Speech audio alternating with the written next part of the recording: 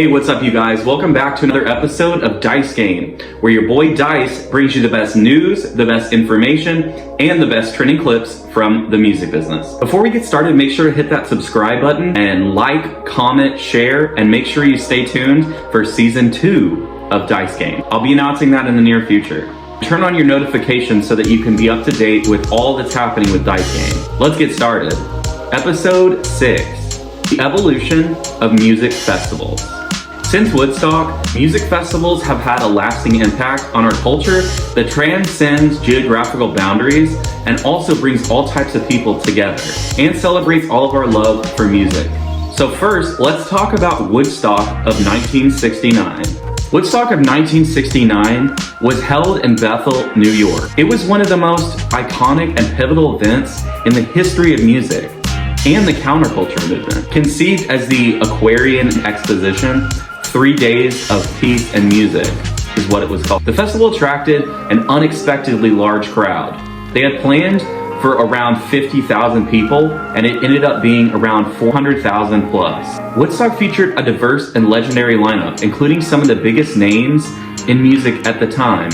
Artists like Jimi Hendrix, Janis Joplin, The Who, Crosby, Stills, Nash & Young, and many more graced the stage. Despite its reputation as being one of the first major festivals in the United States, the logistics were a disaster. Originally, they had planned for it to be a way smaller gathering and made a deal with a dairy farm owner to host it there. This turned into a muddy disaster when the weather did not cooperate. What this actually reminds me of is something that I'm going to talk about later, and that's Fire Festival. Also, this past year's Burning Man was also kind of similar to that vibe. Now, let's look at the festivals after Woodstock ended. I want to talk about some of the key festivals. There's so many that I can't mention all of them. And so I'm going to highlight on some of the biggest culturally relevant festivals for the United States. So first up, Lollapalooza. This was conceived by Perry Farrell, and he was the frontman of a band called Jane's Addiction in 1991. The initial idea was for this to be a farewell tour for Jane's Addiction, but the concept quickly expanded into an entire festival. Now, the original festival was actually traveling and wasn't just in one location. They played lots of music from grunge, alternative rock, and different types of music that weren't mainstream yet at the time. From 1991 to 1997, Lollapalooza faced criticism that they were beginning to be too mainstream for the crowd that they were trying to attract. Lollapalooza returned though after a brief hiatus in 2003. And in 2005, Lollapalooza decided to not any longer be a touring festival and that it would have one solid location in Chicago at Grant Park.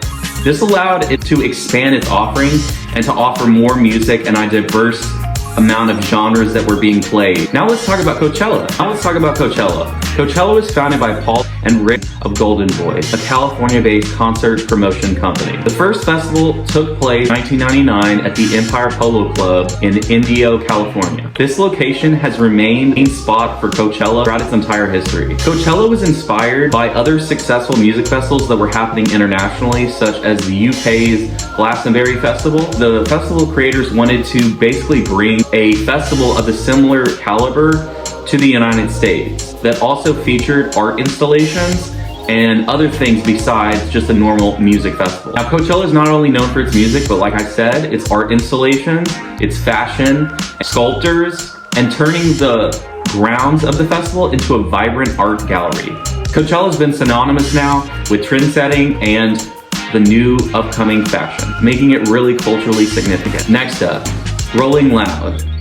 Founded in 2015 by Tarek and Matt, two music lovers with a passion for hip-hop. The first festival took place in Miami at Soho Studios, and initially was a platform created to showcase the hip-hop scene and providing a stage for both established and upcoming artists. The first early editions in Miami had a lot of prominent artists that attracted a dedicated fan base for Rolling Loud. Some of the first performers from the early Rolling Loud include Kendrick Lamar, Future, Schoolboy Q, and many more. Riding the success of the Miami events, they decided to expand to Los Angeles and San Francisco, and eventually globally.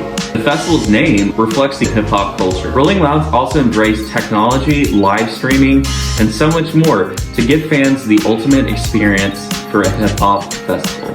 In the hip-hop community, Rolling Loud is a staple of a hip-hop festival done excellent. Now I want to talk about one of the worst festivals that has happened, and that is Fyre Festival, that took place in the Bahamas, and it was led by Billy McFarland and Ja Rule. It was scheduled to take place in April of 2017, but it never happened. Well, I guess it happened for a day. The idea was to create exclusive music festival on the Bahamian island of Great Exuma that would cater to wealthy individuals, giving them a luxurious and immersive experience at a festival that was combined with a island getaway experience. The event was promoted with supermodels such as Jenner and Hadid. The event was promoted as a luxury experience, top-tier musical performances, gourmet dining, and amazing lodging. However, it quickly gained notoriety for its failure to deliver on any of those promises, leading to legal issues, financial losses, and a significant public backlash. Looking for your gourmet meal? Head on over to get your styrofoam plate of a sandwich with lettuce. Meat? No. And the lodging ended up being humanitarian relief disaster tents. Due to the chaotic conditions and logistical failures, Fyre Festival was officially canceled on the first day of the festival, April 28, 2017. Now, Billy McFarland in 2023 reappeared and began advertising Fyre Festival 2. Time will only tell if he'll fulfill his promises or not for the second time. Although I couldn't cover all the music festivals, these are some of the ones that are most culturally relevant and that are a part of pop culture today. Thanks for watching this season, and I will see you guys next time for Season 2, Episode 1 of DICEgame.